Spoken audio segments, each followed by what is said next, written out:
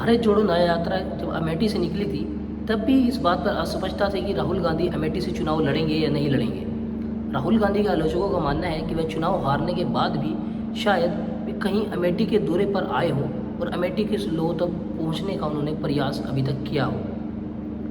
लोकसभा चुनाव के लिए बीजेपी ने अपनी उम्मीदवारों की पहली सूची की घोषणा कर दी है। इसमें केंद्रीय मंत्री स्मृति ईरानी फिर से अमेठी से चुनाव लड़ने के लिए तैयार है। बीजेपी के इस फैसले को गांधी मुक्त अमेठी के संकल्प के तौर पर देखा जा रहा है। दरअसल स्मृति ईरानी अमेठी से पहले ही चुनाव लड़ने की तैयारी कर रही थी, लिहाजा उन्होंने हाल ही में अमेठी में अपना घर भी बनवाया है। पिछले महीने हुए गृह प्रवेश समारोह में स्मृति ईरानी ने राहुल गांधी को अपनी पारिवारिक विरासत को फिर से हासिल करने और अमेठी से चुनाव लड़ने की खुली चुनौती दी थी। बता दें कि स्मृति ईरानी तीसरी बार अमेठी से चुनावी ताल ठोकने जा रही हैं। इससे पहले वह 2014 में अमेठी से चुनाव लड़ी थी, लेकिन वो हार गई थी।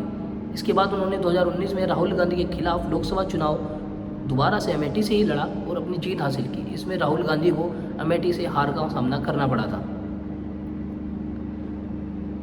इसी चुनाव में राहुल गांधी ने वायनाड से चुनाव फिर लड़ा था अमेठी से, क्योंकि वो अमेठी से हारने वाले थे, इसलिए वो वायनाड से भी लड़े थे। और वायनाड से, क्योंकि वो मुस्लिम बहुल इलाका होने की वजह से वो वायनाड से जीत गए थे, लेकिन वो अमेठी से चुनाव स्मृति ईरानी के खिलाफ हार गए थे, जहाँ से वे चुनाव जीते थे।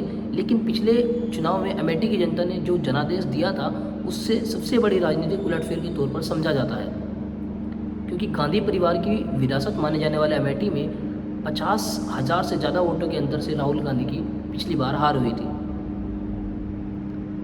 अभी राहुल गांधी ने अमेठी से शुरू की थी राजनीतिक पारी। हाल ही में राहुल गांधी ने अपनी भारत जोड़ो न्याय यात्रा के तहत अमेठी से यात्रा की जो शुरुआत की थी, जहां से उनसे दिवंगत चाचा संजय गांधी और दिवंगत पिता राजीव गांधी और मां सोनिया गांधी सांसद रहे हैं पहले से ही, मतलब उनकी वो एक राजनीतिक गढ़ था उनका पहले से।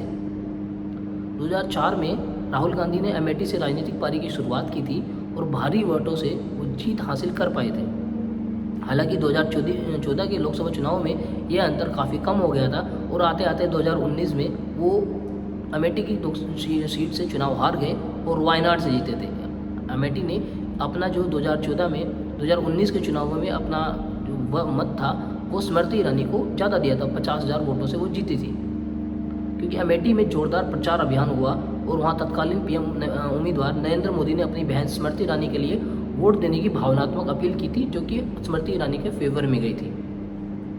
भारत जोड़ो न्याय यात्रा जब अमेठी से निकली थी, तब से ही इस बात की स्पष्टता थी कि राहुल गांधी अमेठी से चुनाव लड़ेंगे भी कि नहीं लड़ेंगे। वहीं राहुल गांधी के आलोचकों का मानना है कि चुनाव हारने के बाद शायद ही कभी अमेठी के दौरे पर वो आए हों और अमेठी के लोगों तक पहुंचने का उन्होंने प्रयास किया हो। हालांकि चुनाव के नतीजे आने तक कुछ भी कहना मुश्किल है। जनता किस पर भरोसा करेगी और काउंट किस करवट बैठेगा, ये कहा नहीं जा सकता है। हालांकि अभी फिलहाल हमें ये देखना होगा क्या राहुल गांधी इस बार पिछली बार चुनाव हारने के बाद क्या फिर से अमेठी की जनता का साथ देंगे या कांग्रेस किसी और को वहाँ पे चुनाव में उतारेगी, क्योंकि स्मृति ईरानी जो हैं उनका भी रिकॉर्ड इतना कुछ खास नहीं रहा है। वो भी अमेठी बहुत कम बार गई हैं, लेकिन जब 2019 में मोदी ने भावनात्मक अपील की थी, तब अमेठी की जनता ने उनको भरपूर सहयोग दिया था। अमेठी की जनता ने भर भर के उन लोगों को वोट दिया था, लेकिन क्या उन वोटों पर वो खरी उतर पाई है? क्या अमेठी के लोगों को उन्होंने वो साथ दिया है? क्या वहाँ पर विकास उतना ज़्यादा हुआ है? क्योंकि स्मृति ईरानी जो है वो ये कहकर जीती थी कि पिछले 70 साल से कांग्रेस का एक गढ़ रहा है अमेठी, और उन्होंने उतना उस अमेठी को वो फ़ायदा नहीं पहुँचाया जो वो पहुँचा सकते थे उनका गढ़ होने के बावजूद भी। क्योंकि आप सब लोग जानते हैं सोनिया गांधी रायबरेली से हमेशा चुनाव लड़ती आ रही है और वो जीतती भी आ रही हैं। ऐसे ही अमेठी जो है वो भी कांग्रेस का पुराना एक गढ़ रहा है। हमेशा कांग्रेस का जो चुनाव मतलब वोट बैंक है वो वहाँ पे रहा है। लेकिन 2019 में अमेठी की जनता ने राहुल गांधी को ना चुनकर स्मृति ईरानी को चुना था।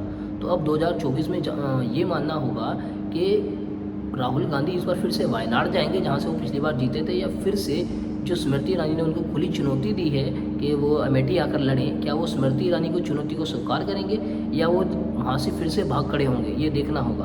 क्योंकि अगर वो दोबारा से अमेठी से चुनाव लड़ते हैं तो शायद कांटे की टक्कर फिर से हो सकती है, क्योंकि 5 साल की इनकम्बेंसी जो है स्मृति ईरानी के खिलाफ कुछ ना कुछ बनी होगी। क्योंकि ग्राउंड रियलिटी पे आप जाके देखेंगे तो इतना काम अमेठी में अभी भी नहीं हुआ है जितना उसमें होना चाहिए था, जितना वो मोदी जो है, प्रधानमंत्री नरेंद्र मोदी जो इतना वादा करके आए थे, उतना काम अमेठी में अभी भी नहीं हुआ है। तो क्या अमेठी की जनता जो है, क्या अगर राहुल गांधी चुनाव लड़ते हैं तो क्या उस पर प्रभाव पड़ेगा? और अगर राहुल गांधी की पार्टी, कांग्रेस पार्टी, किसी और को चुनाव अपने उतार देती है, तो क्या वो स्मृति ईरानी के टिक पाएगा के सामने कि नहीं टिक पाएगा? ये भी देखने वाली बहुत बड़ी बात होगी।